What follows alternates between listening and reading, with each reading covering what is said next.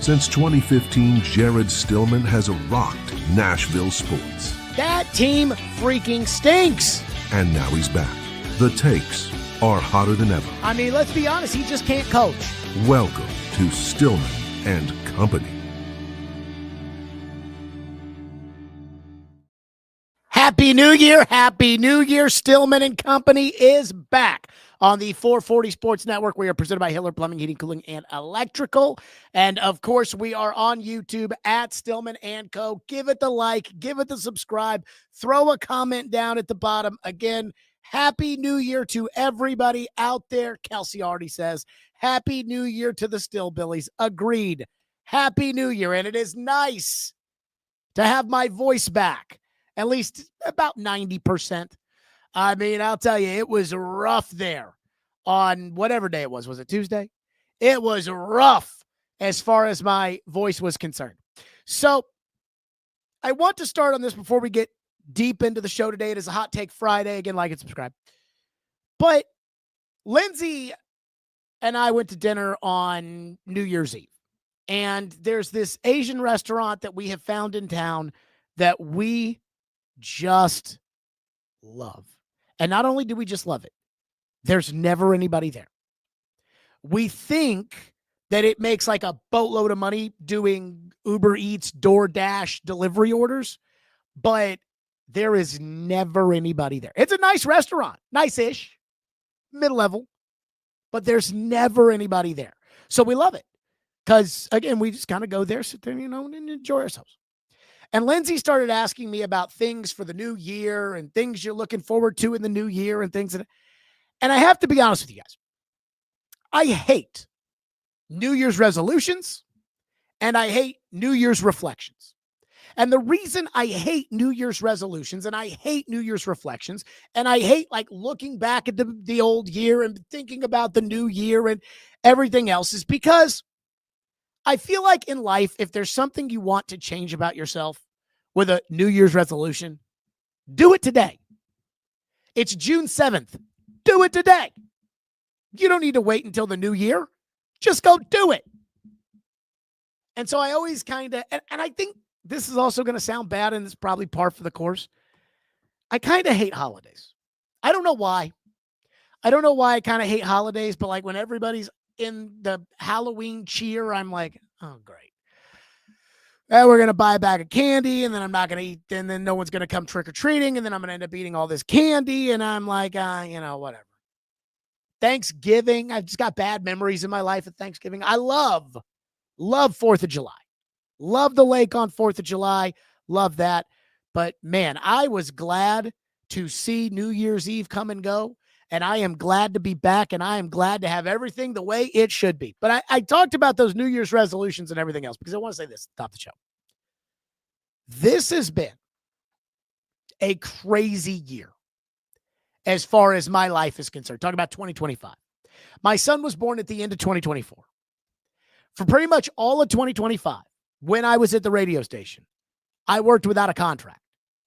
And that radio station is kind of notorious for not doing contracts like big boy stations do, but I had a contract and I worked without a contract for the first, I don't know, what was it? 8 months, 9 months, whatever it was during the year. And that's a lot of stress. And every day it was a 4-hour performance. And every day I hope I gave the audience, the station, the advertisers, I hoped I gave them the best I had for 4 hours every day. This is a different transition, doing this show this way. And I didn't know. Like Braden asked me when we were talking, he goes, how many people do you think are going to listen to your show? And I said, I don't know. I don't know how many people listen to me on 102.5 just because, well, they were flipping through the stations and I was on a sports show and they listened to it. And I don't know how many people went out of their way to be like, I want to hear what Jared has to say. And I have seen the reaction this year since we've made this transition. And there's going to be more that comes of this. And there's a lot right now that we're figuring out and everything else. But right away, it was pretty obvious, hey, this dude, he matters. His opinion has a following socially, digitally, etc. And just seeing the people that are liking and subscribing and things like that. We already signed, as far as the video component of this show is concerned, we already signed to the Believe Network. So it's been great. And I'm in one of these stages in life where it's like, I don't know where these industries are going. And I'm trying to get in front of it or trying to catch on one way or another. And you can't do that as an entertainer if you don't have people to entertain. So for all the people out there, I want to thank you. And I want to thank you people because, again, it's almost like it is part of my identity, giving a purpose to talk about sports and the Titans. And we're all going to watch Sam Darnold on Saturday night. Sam, please don't fuck this one up. Please don't. I do not want to hear TDG if you fuck this up. But we are all going to watch and enjoy and so on and so forth. TDG says, you did, my guy. We both did. Trust me, the streets talk. Salute to TDG. Okay, let's get to what this show is about, which is a preview of Black Monday. There is nothing in the game against Jacksonville minus a major injury to Cam Ward, Jeffrey Simmons. I hope you guys heard that, knock on wood, that I would give any fucks about. Like, there is nothing that can happen that I care about at all in the game on Sunday. So Sunday, get through it, move on. Black Monday. And I think I'm going to tell you what should happen, and I'm going to tell you what is going to happen. Now, again, I have said this many times, and I stand by this. If I owned the Titans, if I ran the team, I'd clean house on Monday, and I, as the owner, would hold a press conference, and maybe you could convince me to keep Mike Borgonzi on as the general manager, but unlike a lot of you, there's very little that I've seen that makes me think there's any actual real reason to keep Borgonzi other than, well, they just hired him and we want to believe in him. But there's nothing I've really seen there that makes me think like, oh, man, you'd be firing this great generational general manager if you did that, and you wouldn't be able to hire a good one, so on and so forth. The Patriots did it and it worked, where they fired a guy right away. The 49ers did it and it worked. This stuff happens all the time. What matters is not whether or not you gave the guy you're giving the boot enough time. What matters is if you're bringing in the right guy. But I digress because I don't own the team and they're not going to clean house on Monday. So let's just put that off to the side. But again, there is a difference between what should happen and what it should look like starting Monday and what I think it's going to look like.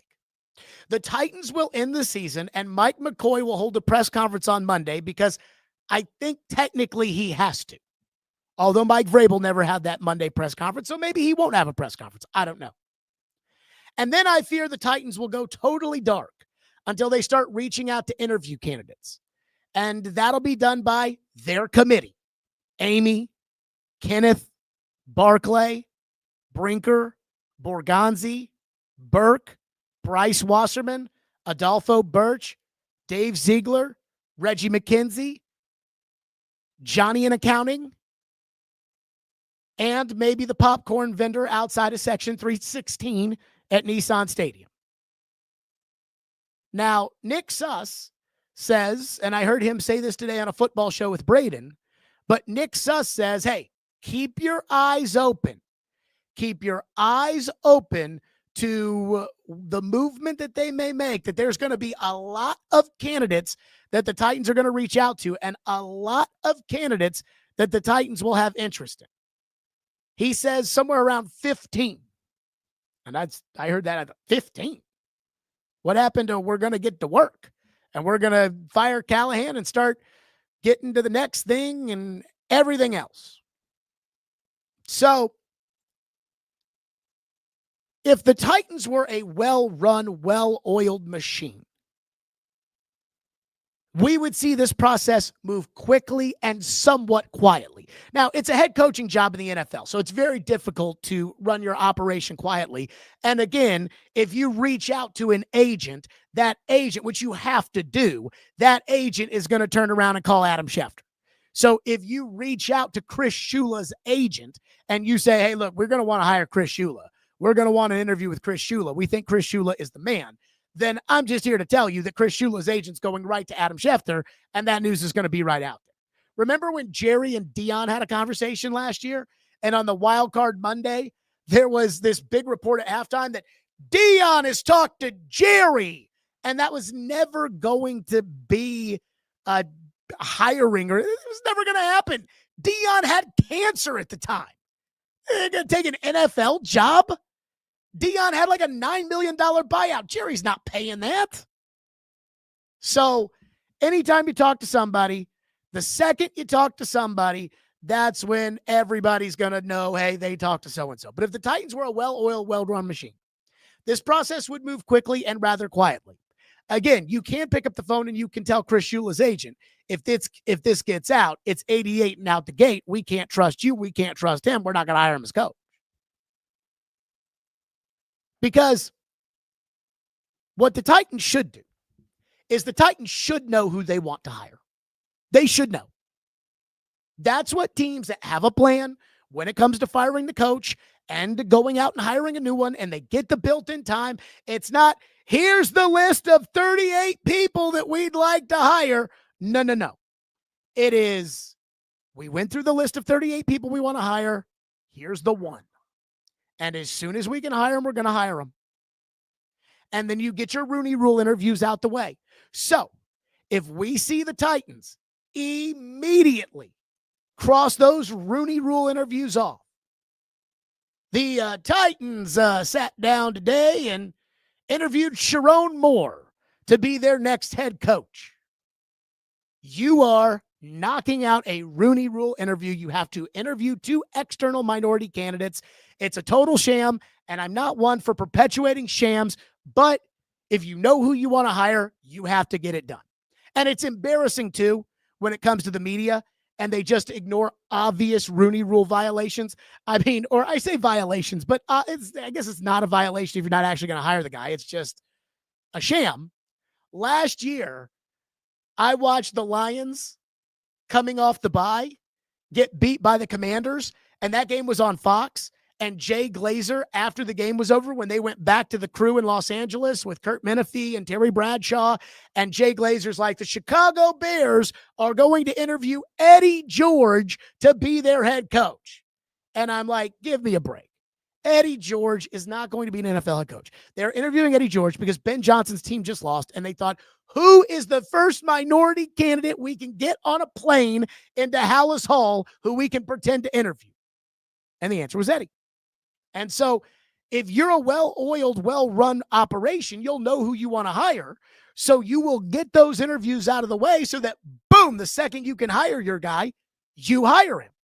For instance, last year on Sunday, not Black Monday, Sunday, Robert Kraft fired Gerard Mayo as soon as the game was over. Gerard Mayo was fired on January 5th. Mike Vrabel was hired 1 week later on January 12th. Now, this doesn't mean that it has to be the case that the Titans have to hire their guy by January 12th, because there could be a guy in the playoffs or something like that. But that's what it looks like when you know what you're going to do. The Patriots interviewed Mike Vrabel. They interviewed Ben Johnson. I think their backup candidate, and I think Ben Johnson's backup candidate to Chicago. And then they interviewed Pep Hamilton and Byron Leftwich, external minority Rooney Rule candidates. The end. So, if the Titans interview Eric Bieniemy on Wednesday and Sharon Moore on Thursday, then it's pretty obvious that they know what they're going to do. That said, I do want to say the speed of the search does not necessarily mean that it's going to end up being a good coaching hire. I want to highlight that because Sean Payton, for instance, took forever to get the Denver job. He didn't want to go to Denver, and Denver didn't want to hire him. He wanted to go to Houston, where they were going to draft Bryce Young or C.J. Stroud. He wanted to go to the Dolphins. He wanted to go to the Cowboys. He didn't want to go to Denver. And Denver didn't want Sean Payton. They wanted Jim Harbaugh, and then they wanted DeMeco Ryans. Now, that's worked out well for both the Broncos and Peyton.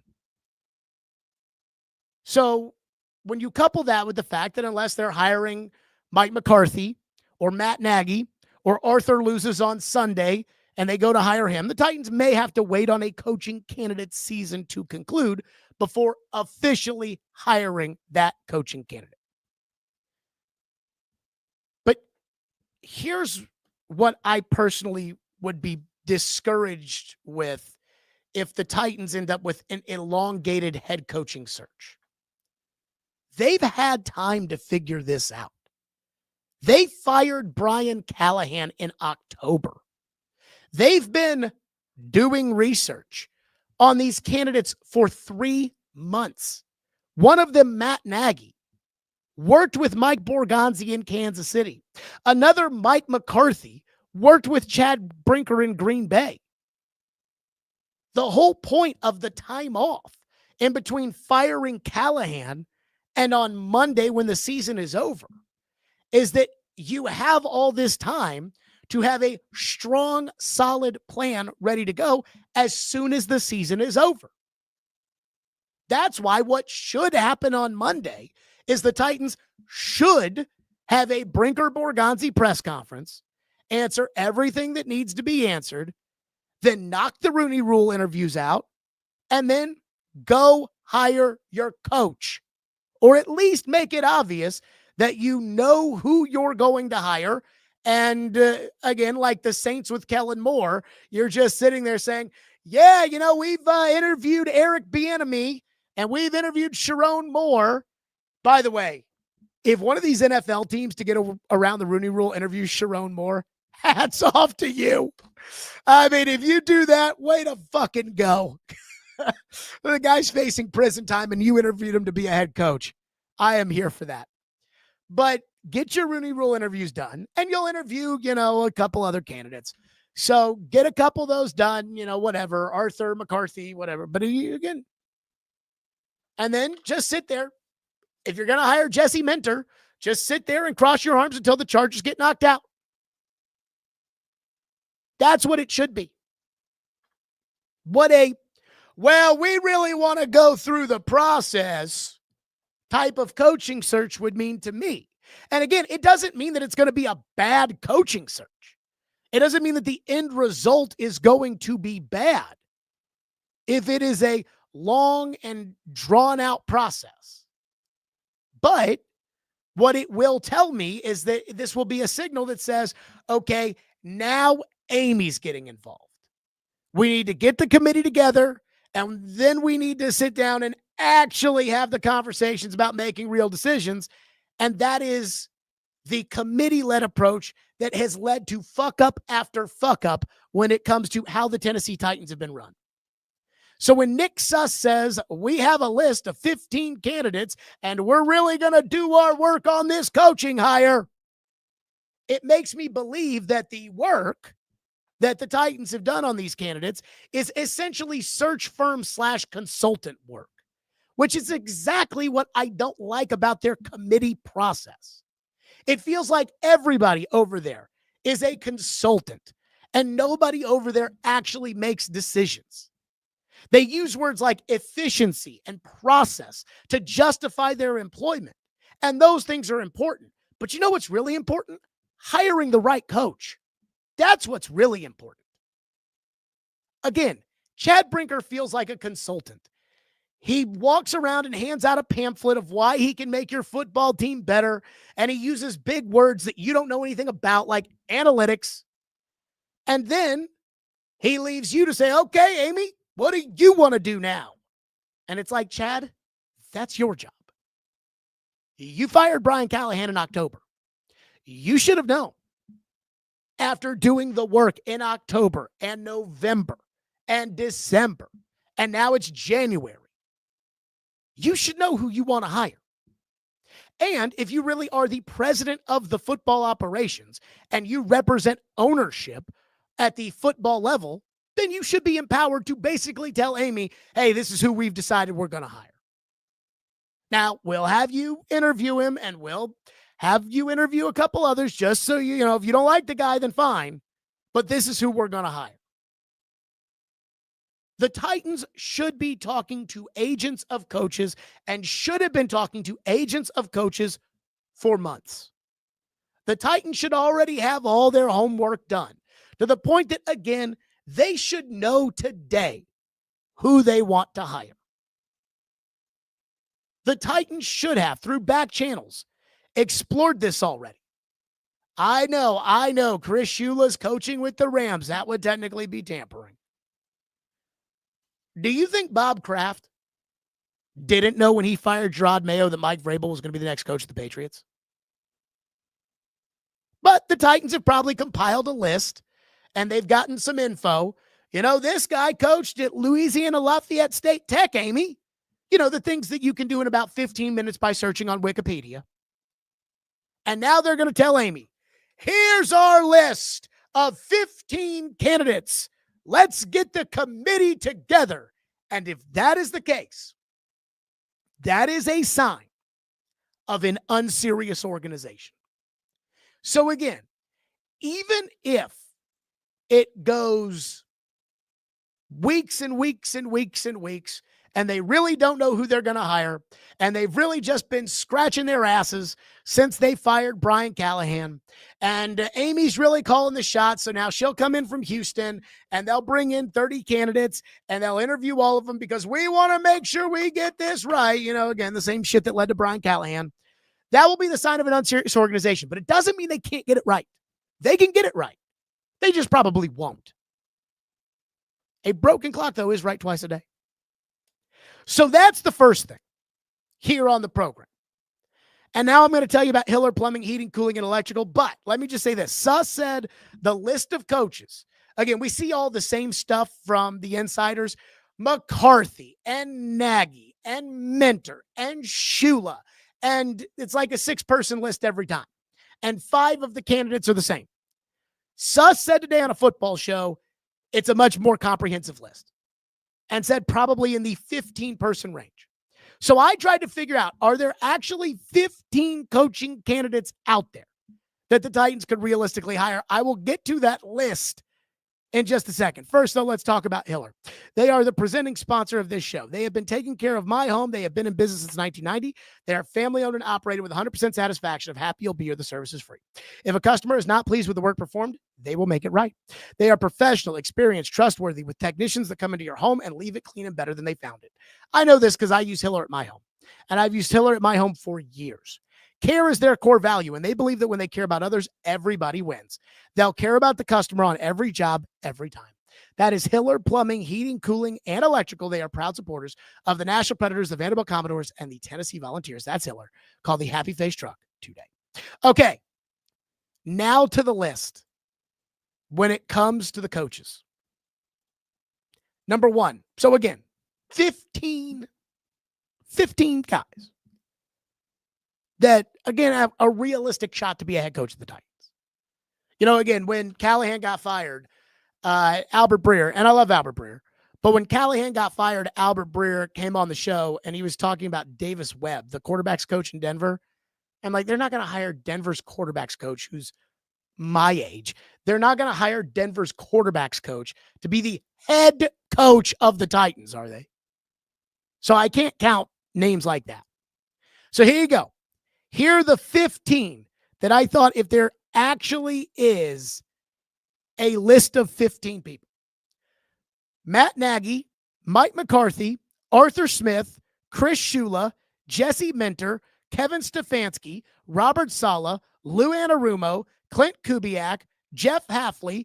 Wasn't a very good coach at Boston College, but shit, he's got a great jawline. And remember, young guys with good jawlines get head coaching jobs in the NFL. So I got to that. Once I got there, I'm like, who else? That, by the way, is 10. Nagy, McCarthy, Arthur, Shula, Mentor, Stefanski, Saleh, Anarumo, Clint Kubiak, and Jeff Hafley. Mike LaFleur checks in at number 11. Joe Brady, number 12. Mike Kafka, number 13. They interviewed Kafka a couple of years ago. Again, he and Borgonzi, they crossed paths in Kansas City. And you could argue that maybe with a guy like Kafka, oh no, he actually could be a good coach. I'm not arguing that. But you could, in theory, argue.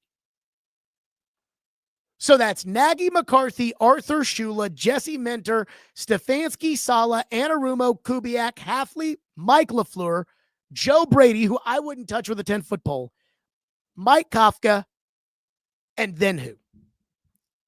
That's 13 coaches. How in the world are they going to find 15 people to interview?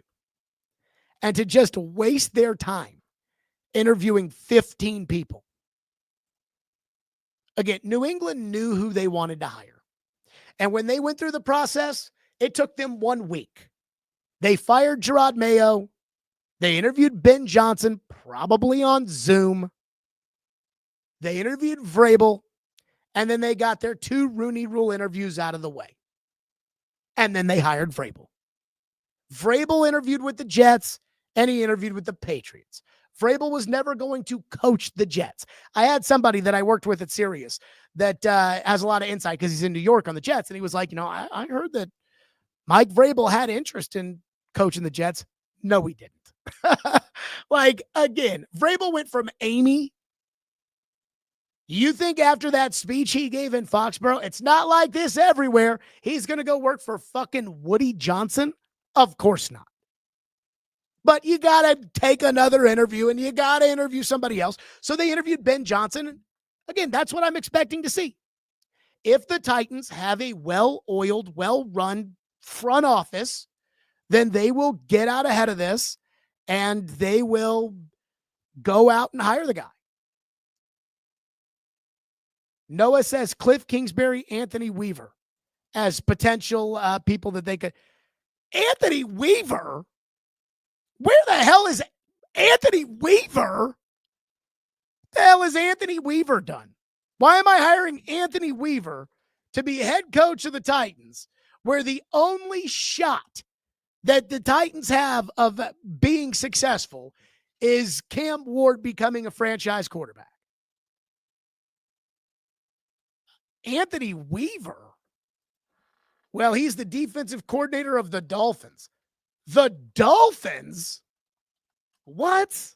Again, I'm not one of these guys that says, well, the Dolphins have the 21st ranked defense in the league. That's not good enough. We can't hire them. I'm not one of those guys. But I'm also like, what's so insightful about Anthony Weaver that I would hire him to be the coach? No, thank you. So that's the first thing. Again, let's see the Titans as far as all of this is concerned. Let's see the Titans get out there and actually run a plan. Not we want to go through the process and interview 87 people. No. Let's see. We fired Callahan in October. We didn't really want him anyways. So now we get to call the shots. Brinker and Borgonzi, we've done our research, a.k.a. we've agreed that we're going to hire Jeff Hafley. We've done the work. We've talked to Hafley's agent. We've got a 5-year contract at $3.5 million or $6.5 million or whatever the going rate is for Jeff Hafley. And as soon as the Packers get eliminated, we're hiring Jeff Hafley. So go ahead and get Eric Bieniemy on the phone, and go ahead and get Eddie George on the phone, or go ahead and get Sharon Moore on the phone, and let's go ahead and interview them so that we can get that out of the way and let's go. That's the first thing, for whatever that's worth. The second thing, as far as Black Monday and the coaches are concerned, trying to get an idea around the league as to who's in and who's out. And again, I see what insiders are saying, but I have to take that with a grain of salt because the insiders kept telling us Vrabel was safe until the last Sunday of the year when both Rossini and Rappaport were reporting that maybe Vrabel's not all that safe. And then, to my amazement, the local press corps, Paul, who always gets on my ass about how great he is, they didn't even ask Vrabel about those rumors. Again, amazing to me. So here's what we know. There are 2 jobs that are open. That's Tennessee and the Giants. On average, there are 7 jobs that open in any given year. Now, I am of the belief that the candidate pool this year is not very strong. Now, if a Tomlin or a Harbaugh gets put into the candidate pool, then maybe that changes the discussion. But as of right now, I do not think that the candidate pool is very strong at all. So here's who I think is out on Monday. Number one, I think Kevin Stefanski in Cleveland is out. And quite frankly, I think they both want to move on. I think Stefanski is tired of working in that shithole with Jimmy Haslam. And I think that Jimmy Haslam is sick of Stefanski. The team stinks. They have a really good defense, and they can't get it right because they gave up 3 first-round picks and gave Deshaun Watson $1 gazillion. And so I think Stefanski's sick of it, and I'm sure Jimmy Haslam's ready to move on too. Stefanski is out in Cleveland. Number 2, Pete Carroll is out in Vegas. Now, I have a hard time blaming Pete for the fact that the Vegas Raiders suck so bad because they're going to win 2 games this year. And I know this about Pete Carroll. He may be old and he may have lost his fastball, but Pete Carroll is not a 2-win coach. You do not go from making the playoffs with Geno Smith to 2 wins overnight. He's not a 2-win coach. So I look at Vegas and I'm like, that's an operation that has no clue what they're doing. Mark Davis had no clue what he was doing when he brought John Gruden back. John Gruden didn't have a clue as to what John Gruden was doing. And now all of a sudden, since then, he's bringing in Tom Brady to run the operation, even though Tom Brady has never coached. Tom Brady has never worked in a front office. Tom Brady has never done anything except play quarterback and 1 year of Fox. And he's an owner of the Raiders who sits in the box and calls the shots while going out on New Year's Eve with Instagram models. Like, I understand we all have hobbies and I get it. And I understand Tom's an owner and not a general manager. But I did work with somebody who actually ran a successful franchise. And I can tell you right now, he wasn't out on New Year's Eve partying in St. Barth's. He didn't have time for that. So I don't know what's going to happen in Vegas, but Pete Carroll's out. And Jonathan Gannon's out in Arizona. I saw one of the insiders, I think it was Breer, who said that maybe Gannon could be safe. I don't know how Gannon could possibly be safe. It looks like that organization is headed into a rebuild anyways. So that's Tennessee, the Giants, Cleveland, Vegas, Arizona. That's 5. Now, here are the coaches who I think should be fired, but I'm not sure. Aaron Glenn in New York. In over his head. New York is a different beast. I don't know if he's lost the team or not, but I got no faith in Aaron Glenn. I don't know how anybody could have faith in Aaron Glenn, and it sounds like New York has lost faith in Aaron Glenn. And once New York, a city like New York or a city like Chicago or a city like Philadelphia, once they lose faith in the coach, it's very hard, unless the owner is a good owner, it's very hard for that coach not to completely fall off the cliff, the way Matt Eberflus did in Chicago. Aaron Glenn should be out. Number 2, Raheem Morris in Atlanta should be out. But I do wonder if that win on Monday night saved Raheem Morris's job. The one thing I know about Arthur Blank in Atlanta is that he is a very rich guy. He loves his Falcons. He cares very much, and he is very nice. He's also a fucking moron. And you need to remember that when we explain what the Falcons may or may not do. When it comes to the Falcons fired Arthur Smith a couple of years ago, but retained Terry Fontenot as the general manager. Rich McKay technically got moved out of the Falcons and over to the MLS team, but I have a hard time believing that Rich McKay is not intimately involved. Blank wanted to hire Belichick, and Fontenot and McKay talked him out of it because they didn't want to be run over by Bill, which would have been inevitable. They hired Raheem Morris because Raheem Morris knew Arthur Blank and had been the interim coach in the past with the Falcons, and that was who Fontenot and McKay wanted. So that's who they hired. Morris has not been very good. He just hasn't been very good. And I look at the Falcons and I'm like, maybe the Falcons aren't as good as we think on paper, but Arthur did a better job and he got the boot. But Raheem Morris has won a couple of games. And I don't think that Arthur Blank wants to fire him. So could winning these games at the end of the year with Kirk Cousins, who's surely not going to be on the team next season, could that be enough to convince Arthur Blank and Terry Fontenot, you know what, we're doing okay. We don't need to fire Terry Fontenot. In fact, the reporting in Atlanta, and this shows you how much of an idiot Arthur Blank is, the reporting in Atlanta is they're thinking about bringing in Matt Ryan for a front office job. What the hell's Matt Ryan done? Is Matt Ryan assistant general manager somewhere? Oh, no, he's on the desk on CBS. Matt Ryan. What a joke. So I think Raheem Morris should be out in Atlanta, but I don't know. I think Mike McDaniel should be out in Miami. He's probably going to keep his job. I think he's. And then the one coach who should be out, like they should fire his ass. They should have fired him last year, but they're not going to fire him, is Zach Taylor in Cincinnati. And I feel bad for Burrow, and I feel bad for Jamar Chase, and I feel bad for all the. I feel bad because all those guys should be. Taylor should be fired, and they should go get a real coach, and they're not going to do it. So, I think you're going to have 5 jobs for sure. Tennessee, the Giants, Cleveland, Vegas, Arizona, and you're probably going to have 2 extras, whether it is the Jets, the Falcons, the Buccaneers may fire Todd Bowles. So I think you're going to end up with 7 jobs. And we can discuss where the Titans rank or don't rank or whatever. But I'm just telling you, that's my vibe as far as the coaching market is concerned. Okay, let's get to your reaction on this. And then we've got some executives talking about Cam Ward, and then I want to get to the playoffs. So we got a lot to get to here on the show. Jake says, you should care about Sunday. You should be rooting that the Titans lose the game for a better draft pick. I don't have to root that the Titans are going to lose. The Titans are going to lose. Jacksonville is playing for the division. They're going to win. And then they are going to get hats and T-shirts, and that'll be fine. And kudos to Liam Cohen, who I think should be the NFL Coach of the Year. One guy says, Denard Wilson with a question mark.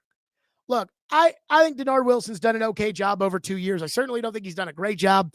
I certainly don't think he's done a terrible job. I don't know how you can do a good job given what's in the secondary and what they have at edge rusher and everything else. So I'm not going to pin that on Denard. But Denard Wilson has not earned, in my opinion, the right to be talked about for head coach. No. And who's Denard Wilson going to bring in as offensive coordinator? No, thank you. Adam in Portland says, Jared, you are usually wrong about coaching stuff. Not about all of it, but you're usually wrong about good and bad hires. Most recently, Vrabel.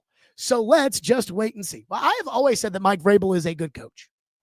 I never said that Mike Vrabel was a bad coach. Now, Vrabel had his issues. But the thing I guess I would ask everybody here, knowing that this is not going to be a discussion that gets carried nationally, and they probably won't even talk about it until it's too late in Boston. But the people that followed this every day, like you, Adam in Portland, don't you recognize Vrabel's faults? Like, don't you remember Todd Downing and Tim Kelly? Don't you remember Shane Bowen and that 2020 defense? Don't you remember the offensive lines with Andre Dillard? And so Vrabel got lucky from the sense that Robert Kraft said Josh McDaniels is going to be the offensive coordinator. And Vrabel got lucky that there was a Doug Marrone out there to hire on the offensive line and not Jason Hodeling. But let's not pretend like Vrabel was farting perfume here at the end, because Vrabel wasn't. And I've always said Vrabel's a good coach, and I always thought Vrabel was going to win wherever he goes. And I think Vrabel is a lot like Peter Laviolette when he coached the Preds, which is he's good right away, and then after a couple of years, he pisses everybody off. And that's fine. That's okay. But don't act like, oh, Jared, you wanted to fire Vrabel, and Vrabel's the best, and you're an idiot. I'm not sure I'm ready there. One guy says, Bob says, if the guy they want is in the playoffs and a deep into it, what can they do until it's allowed? Well, again, New Orleans just didn't interview people while they waited for Kellen Moore's season to end. Bob says not all minority candidates are Rooney Rule candidates. Denard likely will be, but if it's Vance Joseph, it may not be. Denard does not count. So the rules as far as the Rooney Rule is concerned is it has to be 2 external minority candidates. Denard Wilson is a Tennessee Titans candidate, so he is not an external candidate. So interviewing Denard Wilson for the head coaching position does not satisfy the Rooney Rule. It has to be 2 external minority candidates, no matter how improbable it is going to be that they are going to hire that guy to be the head coach. In fact, let's say the Titans know Mike McCarthy is going to be our coach.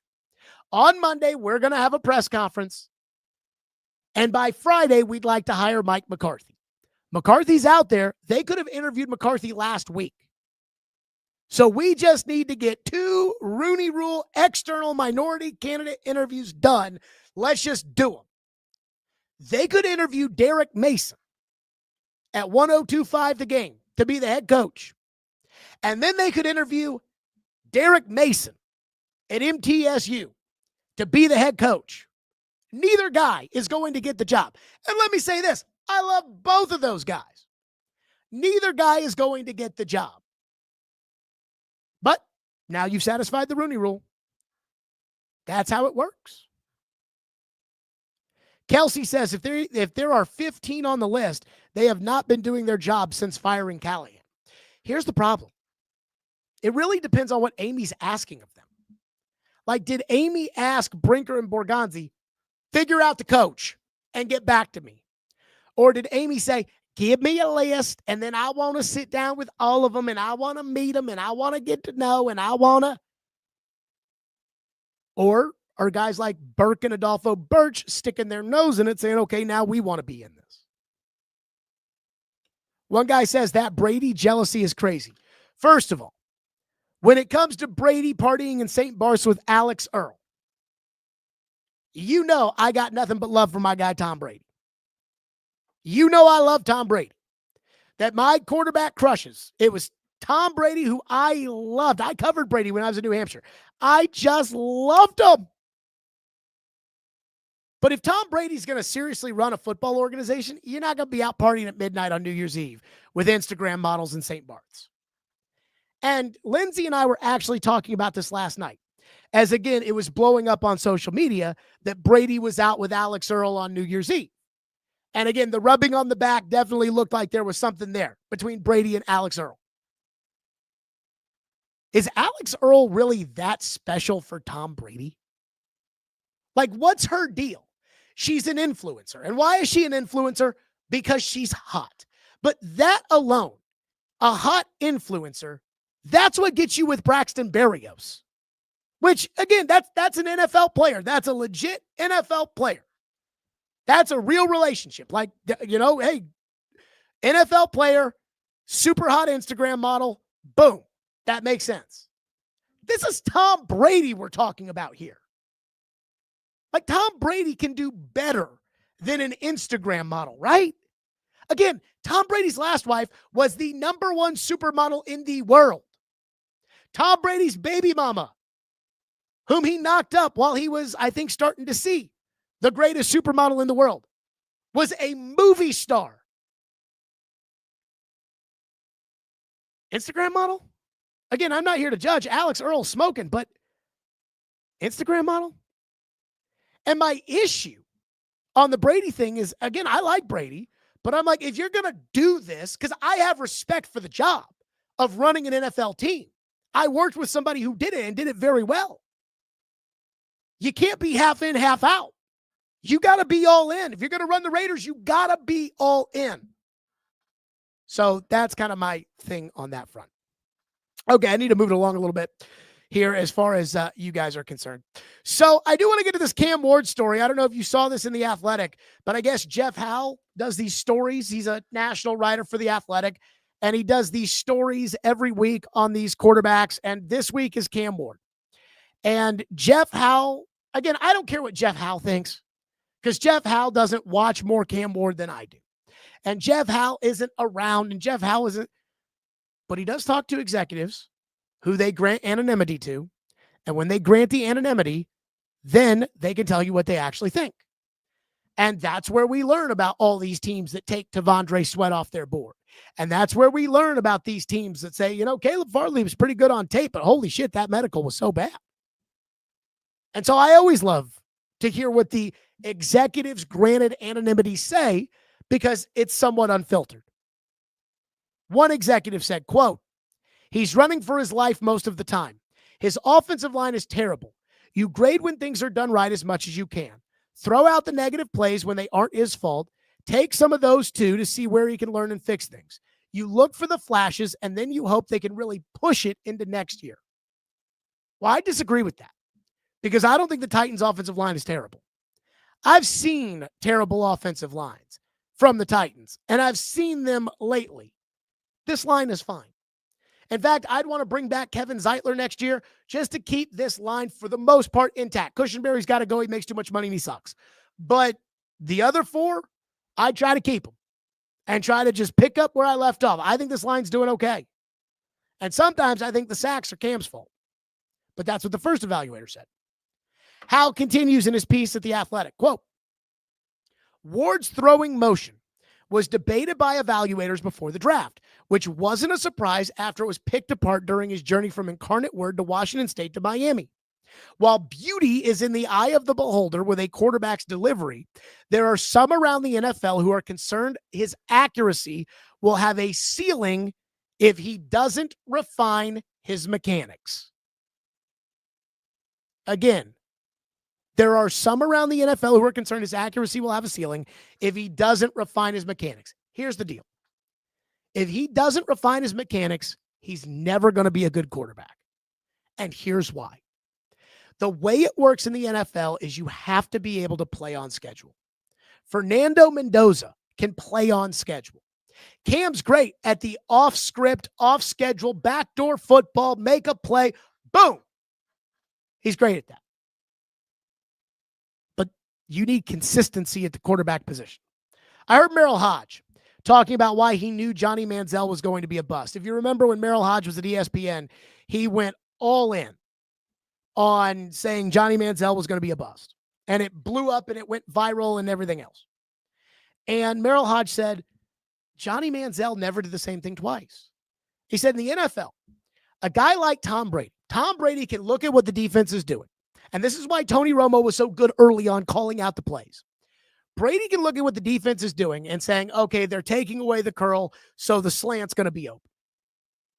And if you gave him that look 15 times, he'd throw the same pass. And 15 or 14 of those times, Brady would get the ball exactly where it had to be. If Cam can look at a defense and say, okay, they're taking away the curl, so I have to throw the slant. Or, oh, we have to do the curl and go. That's great. But can he put the ball where it's supposed to go? And that's why some in the NFL think that his accuracy will have a ceiling if he doesn't refine his mechanics. And if his accuracy has a ceiling, then he's not going to be a great quarterback. And then the second one was, the great equalizer is his ability to scramble and make plays, an executive said. Who knows if he'll ever be strong on schedule? It's hard to know how sustainable it is to make plays off of schedule outside of the offense. Basically saying that, I don't know if Cam will ever be good, as far as just drop back, run the offense. It's kind of important. It's kind of important. Like, I know Mahomes and Kelsey have that great backyard football. Mahomes can run the offense. If you can't run the offense, you're probably not going to be a great quarterback. And then finally, one executive said, the Titans' next coach will have a singular priority, develop Ward into the franchise quarterback. Quote, they have to be all in on him, the executive said. The good news is, I think when it comes to Cam, the good news is, I think they are all going to be in on Cam, because if it doesn't work with Cam, I think Brinker and Borgonzi getting fired. So that's whoever they hire, he's going to be all in on Cam because they're hiring him to be all in on Cam. Now, every single one of those 15 guys they interview is going to tell the Titans they love Cam. I can fix him. Why? Because that's what you have to say to get the job. But I did find that Athletic article to be very fascinating. Okay, Let's hit some reaction, and then I want to talk about the playoff. One guy says, Jared, why do Cam Ward lovers criticize your takes for the wrong reasons? Because they don't want to hear the truth. I mean, a lot of people, I don't know if it's how your parents raised you. I don't know what it is. But I think a lot of people have the inability to think critically. And so what they want to do is they don't want to hear the truth. They just want to hear that Cam's going to be good. And so when it comes to Cam stinking it up, which Cam has stunk it up for the most part this season, when it comes to Cam stinking it up, they want an excuse. They want to be able to say, no. It's not that our future is bleak because we picked the wrong guy. It is our team sucks, so that's why. Our coach sucks, so that's why. And I'm not saying the coach didn't suck, and I'm not saying the team didn't suck. But if we're talking about whether or not the guy can ever be accurate, it's not a good sign for whatever that's worth. One guy says, something I noticed was that the media and all the Cam boys love to down talk all the other young quarterbacks like Drake, May, Tyler Shuck, Shedeur Sanders, among others. It's delusion. It is pretty funny how the Cam boys are all like, anytime Sam Darnold throws an interception, it's, ah! I'm like, dude, Sam Darnold can throw 4 interceptions in a game and still have a chance to win against the LA Rams. Cam turns the ball over one time, he's done. Tyler Shuck had a fourth quarter comeback, yes, put on a clinic on Sunday. But they don't want to admit it, for what it's worth. That's the thought there. All right, I want to get to the playoff. Hey, by the way, TDG, what happened to your Georgia Bulldogs? So let's go game by game here as far as the college football playoff is concerned. Number 1, Miami, Ohio State. Here are my takeaways. Miami's defense is legit. Now, I have been discounting Miami for one specific reason. And that one specific reason is they lost to Louisville, and I don't think Louisville's very good. I also don't think that Carson Beck is very good. But after watching what they did to Ohio State, I am starting to wonder if Miami can Trent Dilfer their way into the national championship, i.e., just play great defense and make sure Carson Beck doesn't screw it up. But as far as the result is concerned, between Miami and Ohio State, Miami dominated that game. Michael Irvin's got this new thing. I'm obsessed with it on Twitter after the games, where he takes his belt out and he spanks, he spanked a Texas A&M jersey, and then he spanked an Ohio State jersey. And when he does that, he starts yelling, belt to ass. And it's like, the you. But I thought that, again, good theatrics on the part of the playmaker after the A&M game, but Miami didn't spank A&M. That was a tough defensive game. Could have gone either way. A&M didn't play well, and Miami won in the end. That was not just an ass kicking. The Ohio State game was an ass kicking. Miami dominated that game. At no point in that game did I think Ohio State was going to win. And I thought Ohio State was going to win going into the game. But once they started playing, I did not think that Ohio State was going to win. And one of 3 things happened. One, either Miami is legit and they've learned, hey, we're paying Carson Beck $4 million, but we just need Carson Beck to throw for 150 yards and not turn it over. Number 2, Ohio State is a fraud who built their entire resume off of being preseason ranked number 2 and beating Texas, who wasn't really that good, but was preseason ranked number 1, into making everybody think that Ohio State was great when they really didn't play anybody good during the season until they played Indiana and they lost. So either Miami's legit, Ohio State's a total fraud, or Ohio State got done in by the bye. Because the bye in the college football playoff is now, outside of Indiana, 1-7. Now, look, Boise State was never going to win, so that's not really fair. Arizona State went to overtime with Texas. Texas was probably the better team last year. It's not like they were unprepared. And Texas Tech, I don't think, was the better team than Oregon. But Georgia lost 2 years in a row coming off the bye. And Georgia's had some good football teams. So either Miami's really, really good and they've figured it out with Carson Beck, or Ohio State total frauds, or the bye. Number 2, Oregon, Texas Tech. We all thought Oregon was the better team. Oregon, I felt like dominated for the most part. Look, Texas Tech, great season. They've got billionaires funding that program. Their offense was not very good. But I do wonder if the bye was a part of why it felt like Texas Tech couldn't get a first down. Now, the big one I want to talk about. Alabama, Indiana. This was the big game. And it wasn't the best game. The best game was Georgia Ole Miss, which was wild. But it was the big game. It had the most meaning because what that outcome yesterday in the Rose Bowl said about everybody involved. First off, I believe Curt Cignetti is the best coach in college football, period. I was skeptical of Cignetti when they gave him the contract in the middle of the year because they didn't want him going to Penn State. And I'm thinking to myself, they're really good now, but are they going to be really good? Can they go 8-4? This guy's not going 8-4. This guy is not an 8-4 coach. This guy is Nick Saban. He is the best coach in college football. What he is doing at Indiana is something I have never seen. I have never seen a program go from the absolute doormat to the very top in 2 years.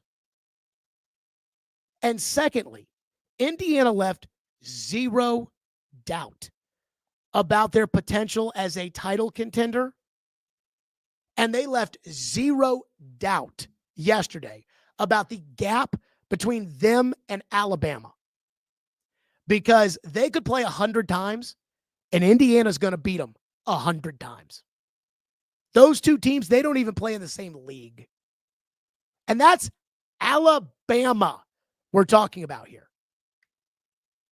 That guy is the best coach in college football. I put him above Kirby. I know Kirby's won 2 national titles, but I think what he's done at Indiana is more impressive than winning 2 national championships at Georgia. I really do. And I think Kirby's a great coach. I think he's better than Lanning. This is Indiana we're talking about. And not only that, did you see the post game? I get it. Fernando Mendoza is kind of weird and quirky, although Lindsay absolutely loves him, thinks his personality's great. He's kind of a weirdo, but because he's so good, it's like the team embraces the weirdo. But everybody, it's all about the team. Everybody, it's all about each other. It's all about the university. It's all about the president. Let's thank her. Let's thank the offensive lineman gets MVP, and it's thank you, fans. And that is the kind of culture that people dream about. And this guy has created that in Indiana in 2 years. He is the best coach in ball, period. That's my big takeaway from that one. And finally, I think the other thing we have to discuss, it's over for Kalen DeBoer at Alabama. Now, it felt like it wasn't going to work when they lost to Vanderbilt in year 1. But he kind of salvaged a nice season, and you got to give him a chance. He won all those games at Washington and Fresno State and Sioux Falls and everything else. But then it felt like it wasn't going to work at the beginning of the year when they got smoked by Florida State. It felt like that day, okay, it's over. But once again, Bama rebounded. They beat Georgia. They got into the playoff. But then they got blown out in the SEC championship game, and their fans didn't like it, but they had the playoff to look forward to. So even though we really don't like that we got blown out in the SEC title game, we really don't like Kalen DeBoer, well, we got to turn our attention to Oklahoma in the playoff, and then they beat Oklahoma. But yesterday, that was it. Alabama fans are never going to like Kalen DeBoer. And Kalen DeBoer is never going to like being the coach at Alabama. The relationship is essentially over. Now, he'll be the coach next year because it'll be too hard for both sides to break up. But I think at the first chance Kalen DeBoer gets to leave Alabama, he's going to take it.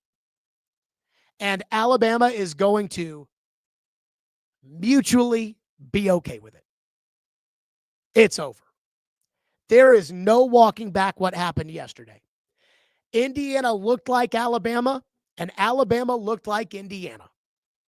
And so Alabama fans are never going to forget that. There's not a recruit they can sign.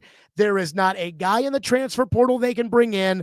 There is nothing Kalen DeBoer can do short of going undefeated and winning the national title next year that would make Alabama fans like him. It's over. And then Alabama will go try to load up for Curt Cignetti. And I don't think they'll get him, but that's exactly what they're going to do because that guy is the next Nick Saban. That guy's the best coach in college football. I can't believe Indiana has him.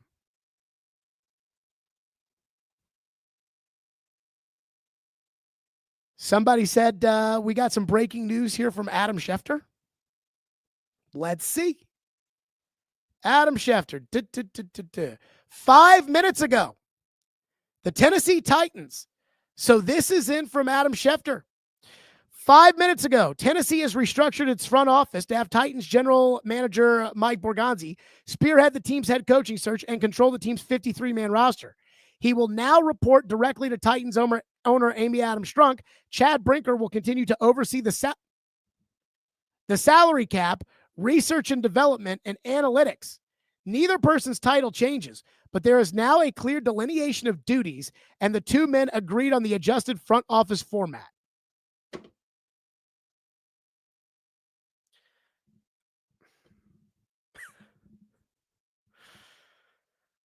What? Okay, so let me get this straight. Because I know what this is.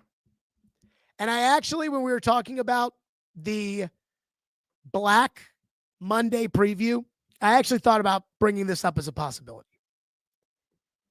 Amy Adams Strunk cannot help but fire somebody when the team stinks. I mean, she can't even help but fire people when the team is in first place. Like when she fired John Robinson. Hold on, let me put this out here.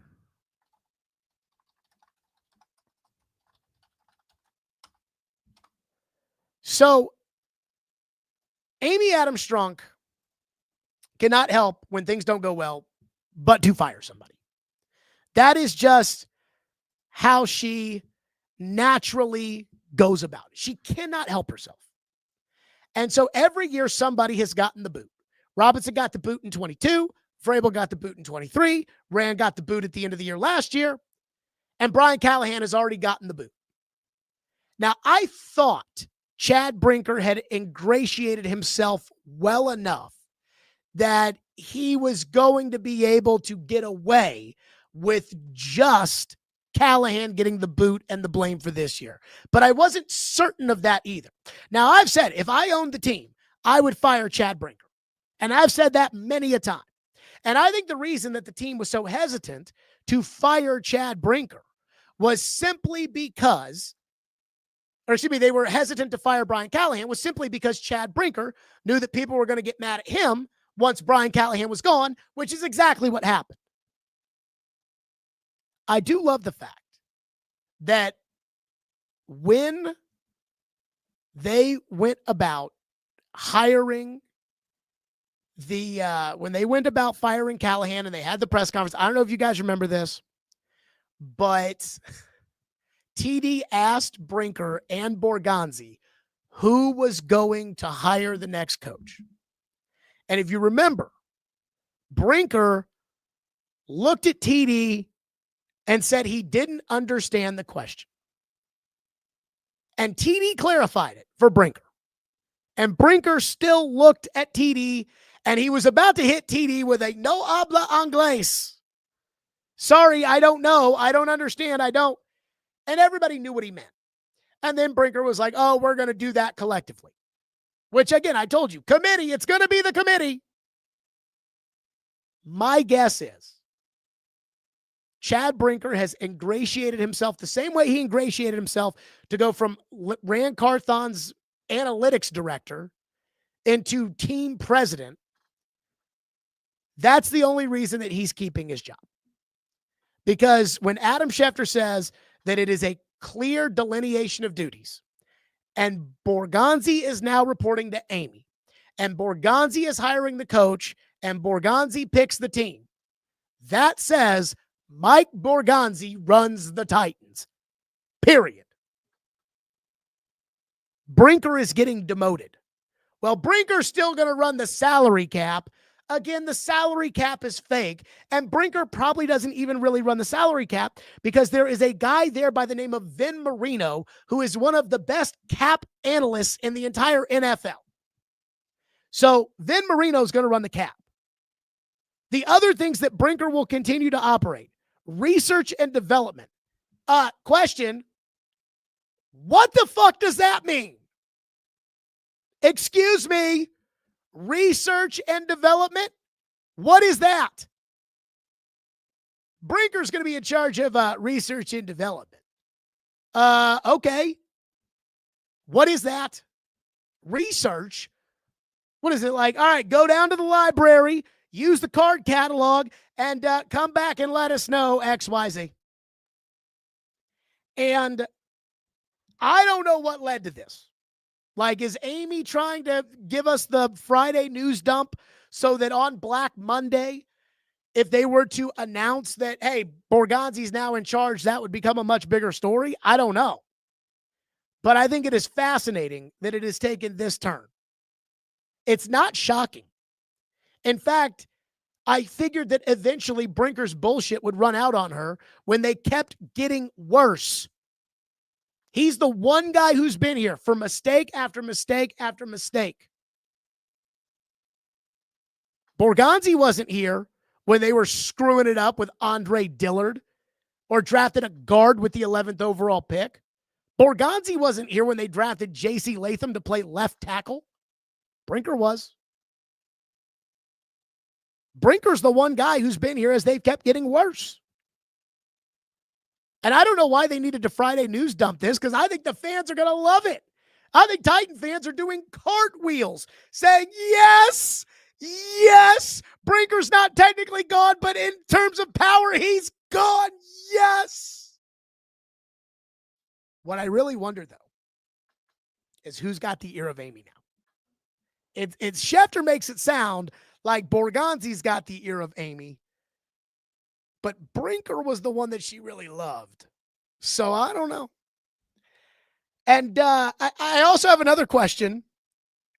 For everybody with the Titans over the last 2.5 years who defended this fakakta formatting that they had with the president and the GM, but the GM reports to the president, but the president's not in charge of the GM, but whatever. When the Titans kept saying, the GM job, it's too big of a job for one guy. These jobs are so big, these NFL jobs, it's too big for one guy. We can't have, so we need to. And now what are they saying? Now we're just going to have one guy do it. We're just going to have Borgonzi do it.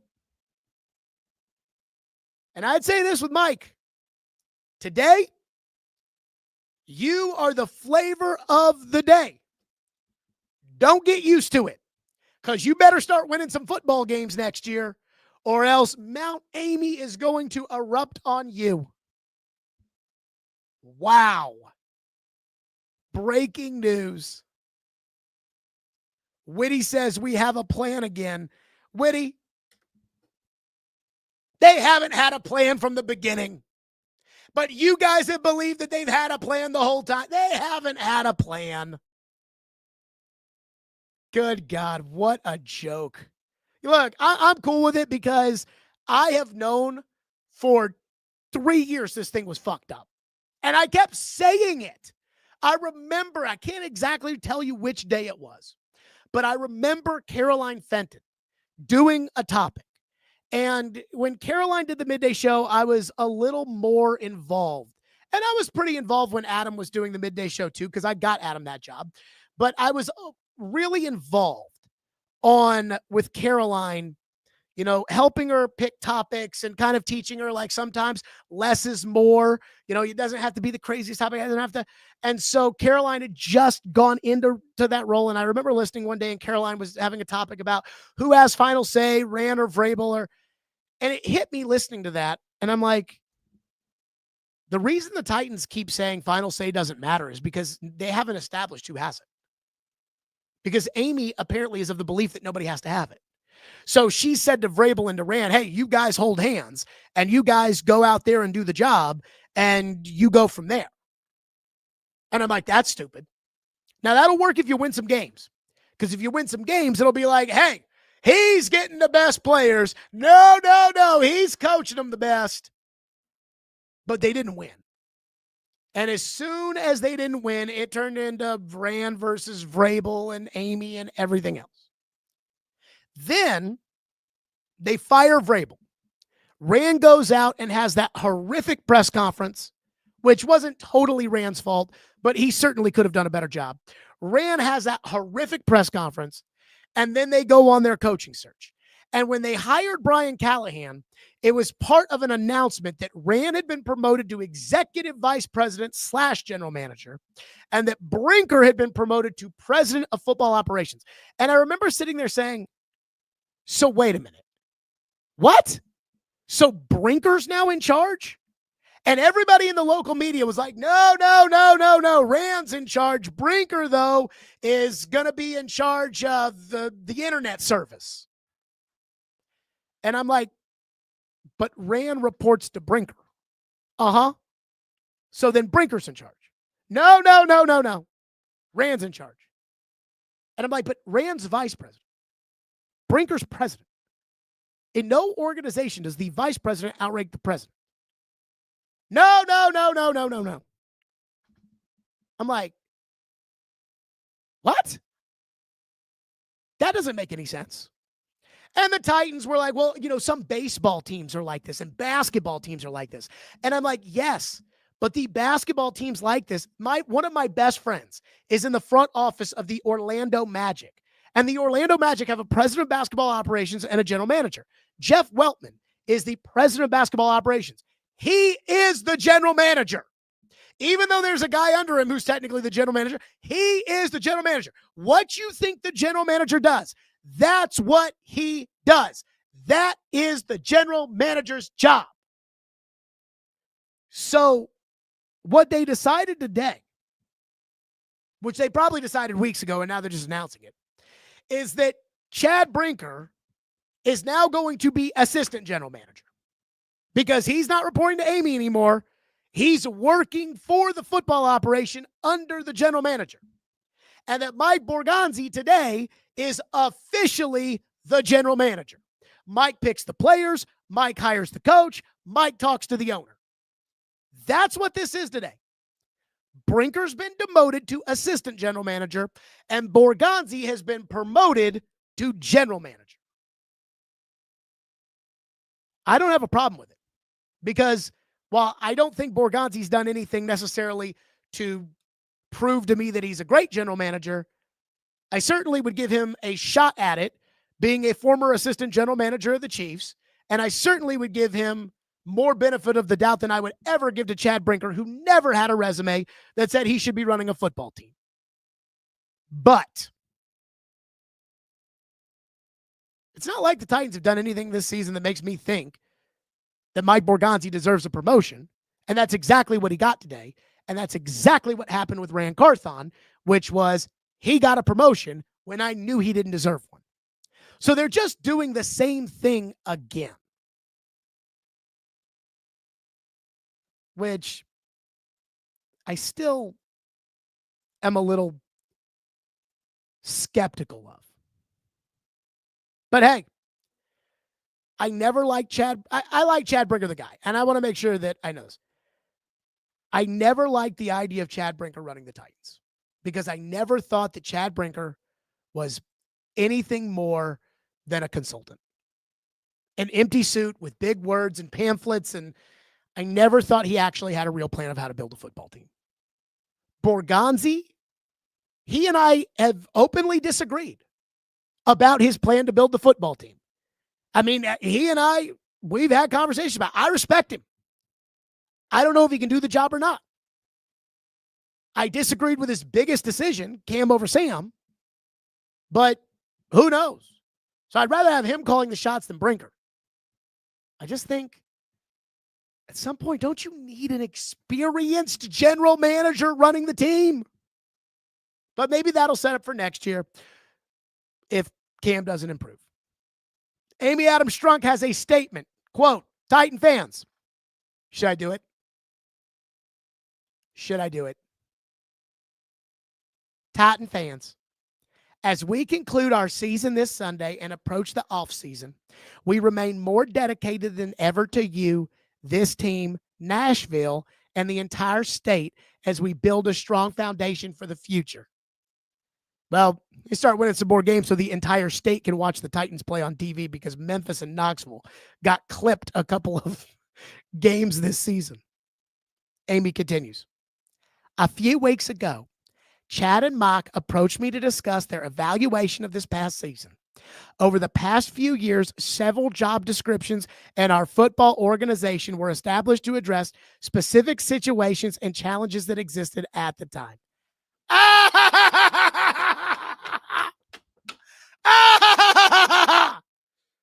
Fuck you guys. I told every last one of you. I'm like, the ambiguity in the front office is total horse shit, and it doesn't make any sense. And you people were like, what do you mean? You don't get it. You don't understand this job. It's too big. It's too big for one guy. And I asked Brinker, I said, how's it too big for one guy? Philadelphia just won the Super Bowl. They have one general manager. And he looked at me like, no, I can't explain that. What? There were challenges in the past that made us change our direction of our football team. I remember Ian and I talked about this, and I'd said Floyd Reese would never agree to this Fakakta situation. Again, for 2 years, I'm like, this whole system's bullshit. No, Jared, you don't understand. Unbelievable. Unbelievable. Oh, God, this is so great. This is great. I mean, Amy might as well have just said in her statement, and for the 2 years that every single one of you in the YouTube chat and all the people who worked for me texted Jared Stillman and told Jared Stillman he was wrong, Jared Stillman was right the whole time. Unbelievable. She continues in her statement.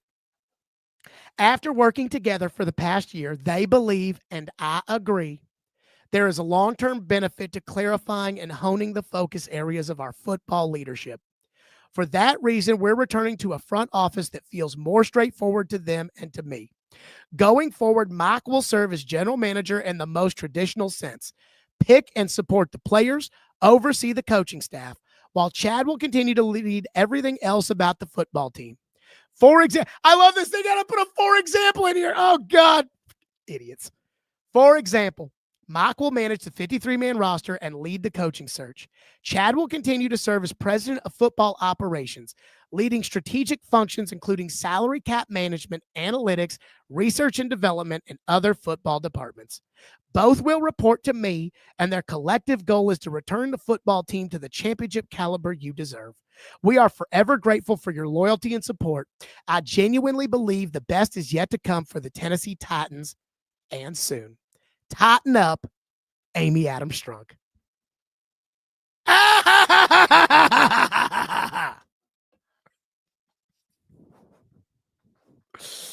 Oh, my God. Woo. Unbelievable. Hey, look. This, I said months ago, like in September, I said, if I bought the Titans today, here's what I would do. And what I said I would do is I said I would fire Brian Callahan and I said I would fire Chad Brinker. That's what I said I would do. And then I said, look, I'd go to Borgonzi and I'd say to Borgonzi, what's the plan? Like, what are we going to do here? And maybe Borgonzi could convince me that he could run the organization and he could be my general manager. He wouldn't be my first choice, but he could be my general manager and go from there. That's what they're doing today. Callahan has been fired, and Amy can write it however she wants to write it. Chad Brinker's out. And it would not surprise me if Chad Brinker ends up getting fired. Like if Chad Brinker ends up at the end of the year, they hire the coach, and then it's like, well, we've decided to move in this direction. So Chad's decided he's going to go back to the Green Bay Packers, and he's going to whatever. I have no idea if Borgonzi's going to be a general manager or not, a good general manager. I do not agree with the way that Borgonzi ended up, drafting Cam Ward, and I'm telling you that I think that was, Borgonzi really believes in Cam. But I have to tell you, this again, I always joke about how every offseason they change their leadership structure, and they're doing it again. Every year they're like, we've got the new offseason leadership. Collaboration's the way to go. This Rand and Chad and Kelly, this is the future. And every year I'm like, that sounds stupid. Go hire Thomas Dimitrov. Good enough for me. So again, this wouldn't be my first choice, but it's certainly better than Brinker. And I love how Amy's like, and I agreed to it. Uh-huh. Let me just say one last thing on this front. Remember the story in The Athletic. Quote, Matt Nagy tries to develop young assistant coaches on the staff, sharing mistakes he made in conducting mock job interviews. He has helped Chiefs executives too. When then assistant general manager Mike Borgonzi prepared to become a general manager, he and Nagy talked through scenarios and bounced ideas off one another. Borgonzi became the general manager of the Titans. They are friends. They respect each other. And there is a professional relationship where they see eye to eye. If this is a well-oiled machine and Matt Nagy's the guy that Mike Borgonzi wants to hire, at this point, you have to let Borgonzi hire whoever he wants to hire. If Matt Nagy's that guy, then I expect there to be a press conference on Monday with Mike Borgonzi, and then I expect there to be some Sham Rooney Rule interviews, and then I expect Matt Nagy to be named the head coach of the Titans. If Mike Borgonzi is really, truly in charge. So, Matt Nagy is probably going to be the next coach of the Titans, which I believe was a topic we had like 6 months ago. But hey, more power to him. Boy, this is going to be a week, isn't it? Oh, man. Oh, wow. How about that for some breaking news at the end of our program? That's going to do it for us. If anything else breaks, we'll go live. I promise. But the first domino has fallen. Chad Brinker is out. And again, Amy said in the statement that they approached her. That might be true. I kind of doubt it. Nobody who's actually president of something ever voluntarily gives up power. So who knows? But Brinker is out. Mike Borgonzi runs the Titans. And Mike Borgonzi will run the Titans at least until kickoff of next year. That's what we learned today. That's going to do it for us. We are out of here. Again, we will go live if anything else breaks. We will also be live after the game on Sunday. Good luck to Sam Darnold, because if he doesn't play well, I know you people are going to go nuts on me. He needs to win, even though San Francisco is very good. He needs to win and get the 1 seed. That's it for us. Everybody have a great weekend. Happy New Year. Stillman and Company live after the game on Sunday for Post Game Live. We'll see you then.